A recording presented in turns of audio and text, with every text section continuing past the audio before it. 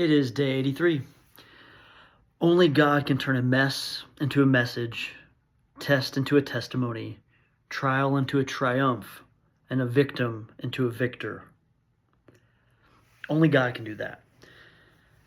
I don't know where I'd be without him, but I can guarantee you I would be stuck in my messes and be stuck living in the things that test me. I would definitely be in the victim loop.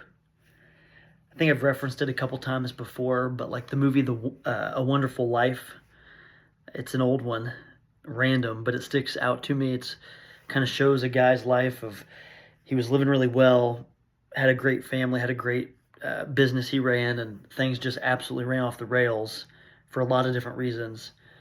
And he basically had a angel that saw him and showed him what his life would be like if he hadn't clung to Jesus and been the best version of who he was created to be. Because what he thought was a difficult life circumstance could have been changed with a little bit better perspective. And after seeing that vision of everyone around him and how they would have suffered without this fellow in their life, without him in their life, he changed his entire perspective on how blessed he actually was and wasn't so cynical anymore. And I think that's a lot of what we would be without God, without the promise of eternal life, and without God just intervening in our life to make us the best human version of ourselves. We would be stuck in so many humanistic rabbit holes and things that would just absolutely make us struggle, and we would be falling constantly in these pitfalls of what it means to be human. But we don't have to live like that when we give our life to God. So again, only God can turn our mess into a message, test into a testimony, trial into a triumph, and he can make us not be victim, but instead be victors. So in the book of 1 Peter chapter 4, we're just going to read verses 12 through 14 today.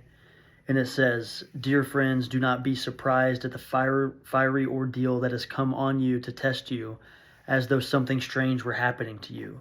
But rejoice inasmuch as you participate in the sufferings of Christ, so that you may be overjoyed when his glory is revealed. If you are insulted because of the name of Christ, you are blessed, for the Spirit of glory and of God rests on you." And I think whether, luckily in America, we don't deal, at least I haven't dealt with a lot of persecution for being a Christian. We have the freedom to choose to be. There are a lot of places that you absolutely do not have the freedom to be a Christian and to profess and proclaim who Jesus is to you. But even though we aren't physically harmed for our beliefs in this country, there are a lot of people that will either judge or ostracize you out of their friend group or their conversations or their trust because of who you are as a Christian and because what you proclaim. And even if not, I think there's still a lot that can happen to you in this life, as with anyone, Christian or non-Christian, that will test you, because life is imperfect and because we are humans and because life's messy and difficult and there's storms.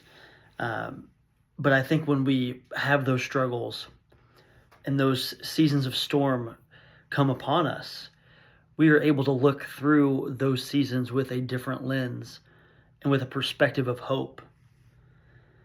Because I don't know, if I didn't know Jesus in moments of trial, I don't know how I'd find any hope. And if you don't have any hope, you certainly don't have any joy. And it'd be really hard to find comfort in those moments. So again, as it says here in 1 Peter, like, not only is it going to feel like these strange things are happening to you, but rejoice in it as much as you participate in the sufferings of Christ. The Spirit of glory and God rests on you. And I'm just trying to live in that, meditate on it day and night, believe it. And when I'm doing that daily, just hoping that I can continue to be a better version of who God created me to be every day, be a light for others, have the best impact on others, big and small.